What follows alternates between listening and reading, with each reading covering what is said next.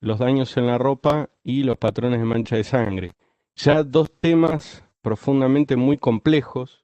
Cualquier daño que se genere en un hecho violento, que se genere en la ropa, indefectiblemente va a estar relacionado con la sangre, ya sea por un disparo, por el uso de un arma blanca y en general por cualquier tipo de acción violenta que tenga efecto en la ropa, consecuentemente lo va a tener en, en el cuerpo. ¿Sí?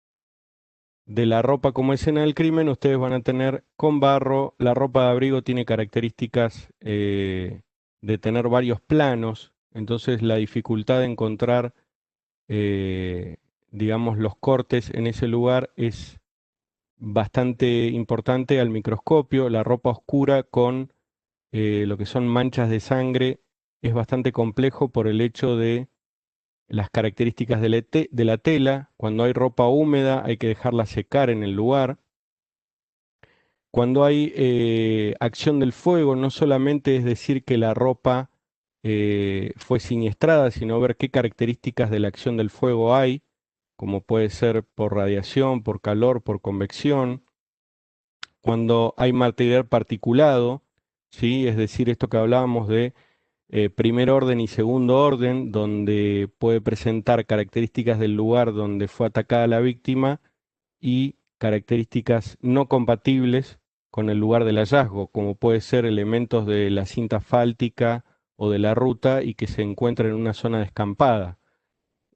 Otra característica es la transferencia de la sangre en la ropa, el pasaje de proyectil, cuando hay cortes con tijera, por ejemplo, algo muy característico, y cuando hay pliegues al momento de que la ropa se manchó con sangre. Esos son algunos de los ejemplos que tiene la ropa como escena del crimen itinerante, que justamente cuando hay un ataque a una víctima donde la ropa obviamente tiene un rol preponderante, los paramédicos generan cortes sobre la ropa, obviamente para salvar a la víctima, porque es lo que siempre se pondera ante un hecho criminal. Primero está la vida, si está la posibilidad de salvar a la víctima, y luego se verán las características de los indicios que se puedan recolectar. Pero en primer término siempre es la vida. Entonces, el uso de tijeras como la que ven en imagen que utilizan los paramédicos tiene una característica muy típica, que es generar cortes transversales, totales, desde inicio hasta fin, donde lo que intenta el paramédico es buscar la zona donde hay sangre. El problema está que cuando realizan esos cortes, pueden estar modificando las características del corte que generó el victimario. Entonces, al poder identificar esos cortes en la ropa, nos permite luego poder centrarnos en el corte que haya generado el victimario. Entonces, lo que ven aquí son los cortes hospitalarios, es decir, lo que hicieron los paramédicos para salvar a la víctima. Si nosotros tenemos identificados esos cortes, sabiendo que fue el implemento de esta tijera para hacerlos, después nos podemos centrar en el corte que hizo el victimario. Lo que ven aquí nuevamente es el corte que produjo el victimario, que es este, y el que se estudia posteriormente. ¿Sí? Estos son los formatos típicos del corte de una tijera, donde con la apertura y cierre de la hoja se van generando las paradas que se conocen, de acuerdo, por ejemplo, al desgaste que pueda tener la tela, se generan lenguas o lengüetas, ¿sí? Cuando hay cambios de dirección, también está evidenciado en la ropa, porque los cortes se pueden estudiar al microscopio y ver esas características de los cambios de dirección, o cuando hay un corte en un pliegue. Son algunos ejemplos de la identificación del elemento que se utiliza al momento de un corte.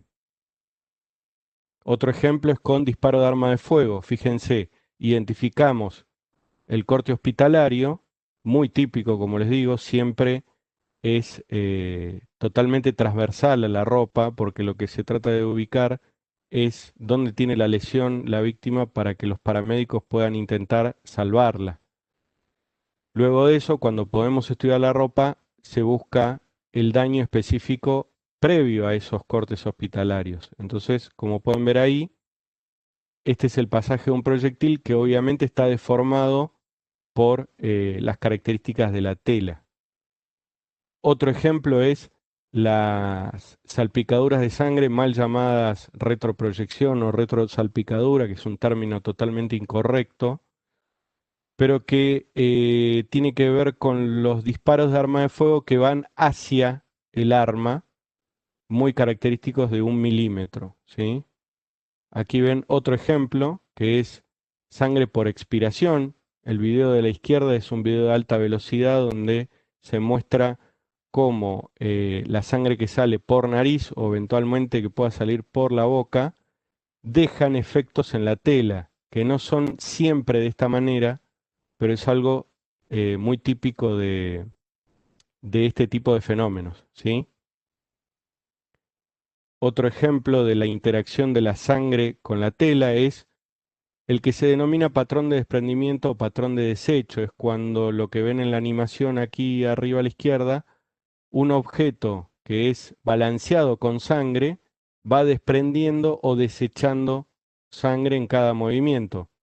Eso obedece a una interacción, no es suma de un elemento de la sangre con la ropa, es interacción, por eso no hablamos de la suma de indicios. Eso se ve evidenciado, como ven aquí, en la ropa, en la espalda del victimario, al balancear el palo. Lo vemos en otra imagen más precisa. Este es un experimento de laboratorio donde el profesional lo que hace es golpear una esponja y salpicar sangre. Y fíjense cómo queda en la espalda, que es un elemento que se puede buscar en un hecho criminal de estas características. El otro estudio que se ha hecho con la ropa es ubicar la direccionalidad. De izquierda a derecha ustedes lo que tienen es primero una animación donde muestra cómo es la característica de la sangre cuando impacta en una superficie no porosa, una superficie ideal que se conoce para laboratorio. Entonces, perpendicular, la gota se muestra bien redonda y fuera de la perpendicularidad se ve más angulosa, más ovoidal. Entonces, algunos estudios que se han hecho es primero una imagen testigo sobre una superficie ideal y luego las características que deja en superficies de tela, ¿sí? Fíjense que el formato de la gota no va a ser el mismo en la tela porque es una superficie muy compleja y es una superficie móvil, se va adaptando al movimiento del cuerpo. Estos son también experimentaciones, fíjense, gotas cayendo de manera vertical, ¿sí? Sobre una camiseta. Y aquí tenemos una vista de lateral y una vista desde arriba, donde más allá de que estamos viendo la experimentación y donde se podría generar el patrón de impacto sobre esta tela que está cayendo a 10 grados en relación a la superficie, es muy difícil lograr identificar cuál es el ángulo de impacto en la tela. Sí podemos establecer alguna direccionalidad, como lo ven aquí. En este ejemplo se tomó como referencia las 4 puntas de la tela y lo que se estableció es la radiación de la sangre sobre esa tela para explicar que hubo un impacto ahí. ¿Sí? Es lo más que se puede referenciar en estos ejemplos. El otro elemento que vamos a ver es de la escena del crimen al laboratorio. Dos preguntas que se las dejo para ustedes y si pueden participar en el chat me gustaría conocer su opinión. Como dijimos, no vamos a tocar temas legales donde por protocolo se puede indicar que la ropa se debe procesar en la morgue o en la mesa de autopsia, cuando en realidad no se hace ninguna tarea. Los médicos al trabajar sobre el cuerpo no hacen ninguna tarea sobre la ropa. Entonces, la explicación que vamos a dar aquí es el punto de vista científico. Entonces, ¿cuándo se debe documentar la ropa manchada con sangre? ¿Cuándo se debe retirar? Según nuestro punto de vista es que todo se debe hacer en la escena del crimen. De vuelta, Ustedes van a tener ejemplos donde por las características del hecho, por las características del lugar donde no se puede estar mucho tiempo, no van a poder hacer eso. Esto igual es la recomendación para que se pueda trabajar de la mejor manera. Ustedes tienen un ejemplo a la izquierda donde hay una víctima sobre la bolsa que va a ser trasladada a la morgue. Tiene una mancha de sangre sobre su hombro derecho y algunas manchas sobre el torso. Fíjense la ropa después de retirada en la morgue, las características que tiene la ropa después de retirada y lo que es la foto de la escena. Este es el fundamento principal para decir que todo se debe hacer en la escena, obviamente procesándolo con metodología científica. Se debe resguardar, como se dice, la dignidad de la víctima, no desvestirla adelante del público, esa no es la idea. Y una vez que se retira la ropa, se tiene que hacer con un proceso fotográfico correcto, es decir, plano por plano, ir retirando cada elemento, ir documentando con fotografía cada parte que se va retirando para no generar ninguna modificación que le permita después a los médicos en la autopsia considerar elementos erróneos. Pero esto sí es un elemento erróneo. Si yo lo retiro en la morgue, los fenómenos que presenta aquí la imagen no son los que están en la imagen de la escena del crimen. Y este fenómeno se llama de imbibición o saturación, que lo explicaremos en breve. Esto no es la forma de embalar la ropa. Si yo la retiro en el lugar, fíjense toda la ropa junta en una bolsa de papel madera, ¿sí? Lo único correcto aquí es la bolsa de papel madera, porque elementos biológicos, como dice la regla de oro de la criminalística, tiene que ser en papel madera y los no biológicos en bolsas plásticas, ¿sí? Un ejemplo de que se puede ensayar una mesa plegable en la escena, sabiendo que tenemos un tipo de hecho antes de salir con el equipo de criminalística, se puede preparar esto para llevarlo al lugar y montar una mesa y poner papel madera y allí dejar secar la ropa para poder embalarla en el lugar y poder estudiarla en el laboratorio ya más en tranquilidad. Algunos ejemplos de unas secadoras que se utilizan, ¿sí? Hay secadoras en laboratorio y secadoras portátiles. Esto no quiere decir que hay que comprar una de estas, pero es solamente referenciarles el ejemplo de lo que se puede utilizar eh, para secar la ropa y poder estudiarla correctamente, ¿sí? Otros ejemplos, fíjense. ¿Cuál es la forma correcta? Veamos rápidamente este ejemplo. De vuelta con una camisa, pero esto es aplicable a cualquier ejemplo de ropa manchada con sangre. Se coloca un papel madera de fondo, se coloca la ropa, un papel interno para evitar esa transferencia cruzada, es decir, algo que tiene sangre que contamine algo que no tiene sangre. Colocar el plano de la ropa. Cuando tengo que colocar las mangas, colocar un nuevo papel madera para evitar la contaminación cruzada con esta otra parte que no tiene sangre. Y luego cerrarlo y poder rotularlo, etiquetarlo, que lo firmen los testigos y todos los pasos legales que correspondan. Pero básicamente esta sería la idea para que se trabaje con cualquier tipo de ropa en la escena del crimen. Bien, ¿cuáles son las dos tareas principales para hacer con la ropa y con cualquier técnica, como dijimos, interpretativa? Es, primero, técnico descriptivo, documentar, que eso sí se hace, generalmente se hace, dónde tiene ubicadas las manchas, etcétera. Lo que nunca se está haciendo, o por lo menos no lo hemos visto, es la segunda etapa, que es una tarea técnico-interpretativa, que tendría que ser la reconstrucción de los procesos de daño y impregnación de sangre que puede tener la ropa. Algunos criterios, esto lo voy a dejar para que lo lean porque no tengo mucho tiempo por la demora que tuvimos técnica, se lo voy a dejar para que lo lean, pero básicamente es que las manchas tienen que tener una interacción correcta con el textil, que tienen que ser individuales y que tienen que estar distribuidos en toda la ropa y no solamente en un lugar. Es decir, sin estos tres criterios, como dice nuestro colega, las manchas son solo manchas de sangre, ¿sí? Bien. Eh, Dos fenómenos típicos, impacto y transferencia. Uno, se mete dentro de las fibras, ¿sí? De acuerdo a las características que tiene el textil, ¿sí? Si tiene un tipo de entramado o de otro, obviamente que la interacción va a ser una. Y la otra es transferencia. ¿En qué casos nosotros podemos trabajar mejor y tener mejores resultados? En el caso de la izquierda, que es el impacto por la penetración que tiene en el textil. La transferencia también nos aporta información, pero es mucho más complejo trabajar con la transferencia, ¿sí? Bien.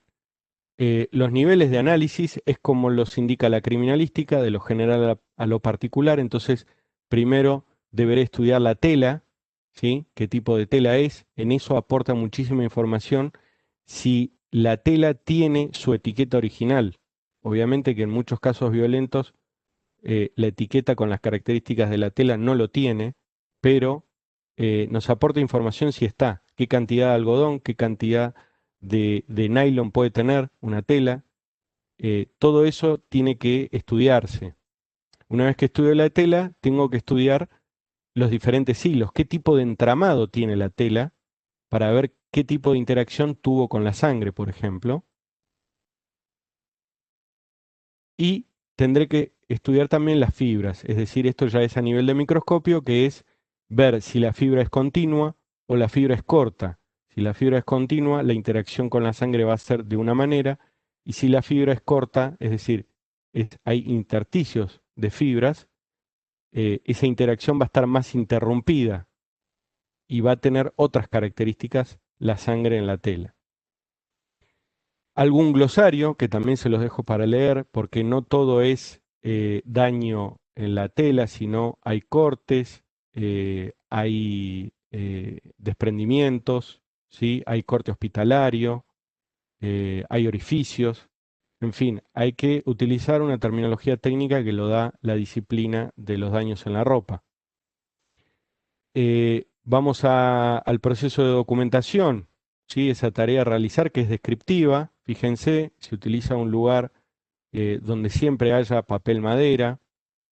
La fotografía se hace de lo general a lo particular, como se hace en la escena del crimen.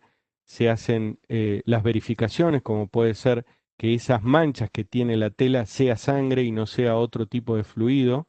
Eso es importantísimo, verificar. Y se documenta fotográficamente. Esta es la forma tradicional de hacerlo.